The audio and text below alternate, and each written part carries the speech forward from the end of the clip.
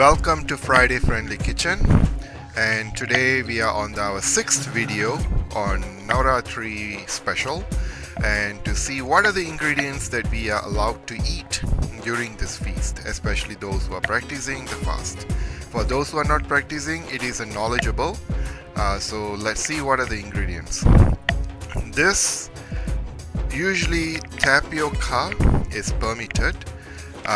I have them. I also have potatoes, varieties of potato. You have yellow potato, you have orange, you have the brown potato, red potato. All potatoes are usable, and we have sweet potato, and I will be making some dishes out of sweet potato as well. This is what we can eat for the Navratri festival during the 9 days.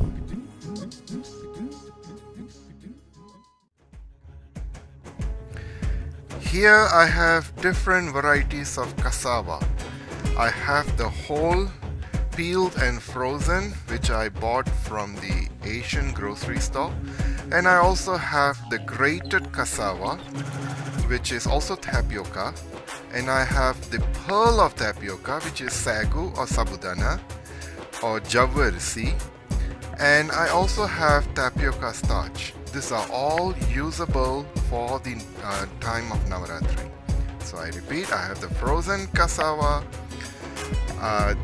grated and whole, which is peeled. I have sabudana here, or pearl of tapioca, and I have tapioca starch over here. So dear viewers, these are the ingredients that we can eat, including the potatoes. That here we have the potatoes as well, all the types of potatoes, sweet potato, yam. I don't have yam over here. You can use the white yam or the yellow yam, or the purple yam, excuse me. Then you can use potatoes. We can make different varieties of dishes out of potatoes and cassava. And thank you viewers for watching this channel, and for those who are first time watching it, I encourage you to subscribe.